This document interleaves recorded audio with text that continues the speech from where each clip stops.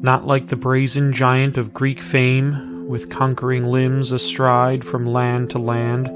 Here, at our sea-washed sunset gates, shall stand a mighty woman with a torch, whose flame is the imprisoned lightning, and her name, Mother of Exiles.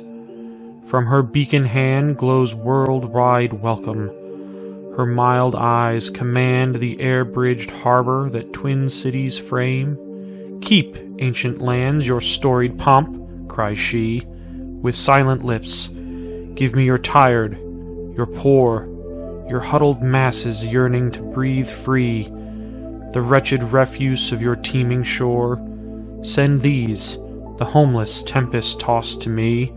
I lift my lamp beside the golden door." Welcome to the Red Planet. We begin at Sol 227, where a cold wave sets in soon. I'm here Sector scan. turning my subsurface heaters back on. A little too late. I think one of them fails to get repaired before the cold wave sets in, but it gets repaired and up and running in relative short order. Then I get the event Frozen Batteries, which is unfortunate but is not as bad as it seems. Basically the choices are do nothing and get a lot of cable faults, cost yourself 2 electronics per battery, or go without batteries for the duration of the cold wave. I know I can't afford 2 electronics, and I sure as heck can't get along without batteries for the entirety of the cold wave, so I elect to go with the cable faults. Luckily, most of them, all but 2 I believe, actually occur at the defunct southern base, and so I escape with only a few cable faults up on my main base, and soon enough I'm back up and running with all my batteries intact for the duration of the cold wave. The following day, my batteries are draining much faster than I would like, and they're not being replaced or replenished by the wind turbines and solar panels that I have. So I end up building a bunch more solar panels off here on the western portion of my base. Unfortunately, what I don't even realize I'm doing is I'm actually spending a lot of metals that I really can't afford to go without. I decide to check on my research, and I finally decide to pull the trigger on an expensive research. It's 15,000 research for the rejuvenation treatment, because my people need a little more comfort, they need a little more relaxation, so being able to send them off to the clinic, the medical clinic, to regain comfort and sanity, as well as health, is basically required at this point. I need that to happen. Sol 236 rolls around, and I get this event called Refugee Crisis, and it basically boils down to how many refugees do I want to take on? 10, 30 with a morale hit, or none with a huge morale hit. I've been struggling to get my population up for a while, so I decide to go for broke and decide to take on the most refugees I possibly can. Besides it being a huge boost to my population, I feel like, you know, if I could roleplay here for a second, that taking on as many refugees as possible is the right thing to do, and I can handle the morale hit for the next few souls.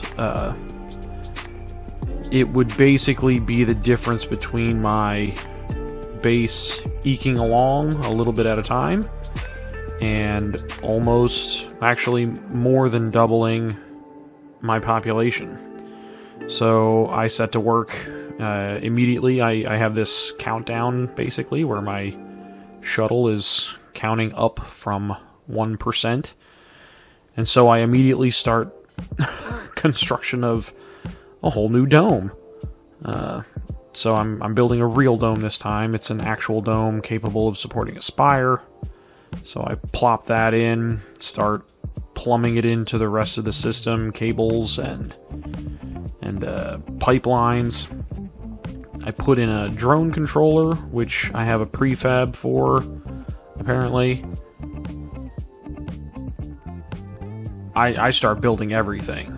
Drone controller, an O2 tank, the dome itself, all sorts of things. I gotta get ready for these refugees and basically double the size of my colony with the landing of one shuttle. So I have my work cut out for me, that's for sure.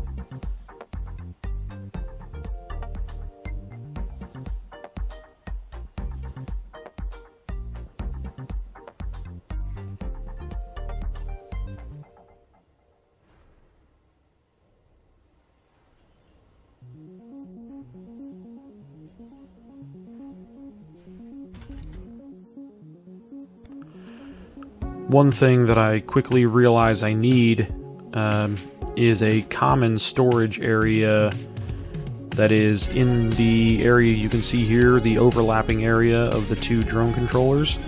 And the reason for that is that if there's no storage, within range of a drone controller, your drones will just say, "Oh, I can't find any metal," or whatever.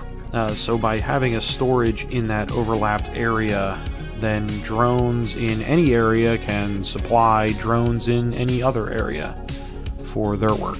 So it's a good way to make sure that a centralized storage area is able to be accessed by both of my controllers, which is very important for me at this stage, since I'm building a whole bunch of stuff in my new dome.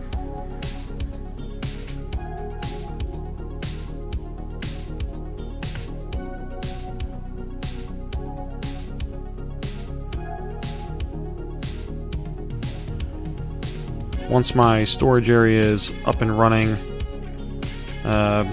I'm realizing that it's taking way too long for my shuttles to refuel and go on expeditions or export rare metals, so it's time to expand my fuel production capabilities. So I plop down an additional fuel refinery.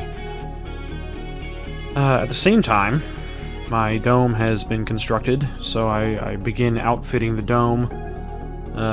I put in a smart complex because I really want the comfort boost of the smart complex, what the smart complex provides for your people. I know it's additional electronics, and those are very rare right now, but keeping my people happy and comfortable is very important. So, but just as a redundancy, I put in a regular housing complex, knowing that I'm probably not going to get the smart housing complex finished in time.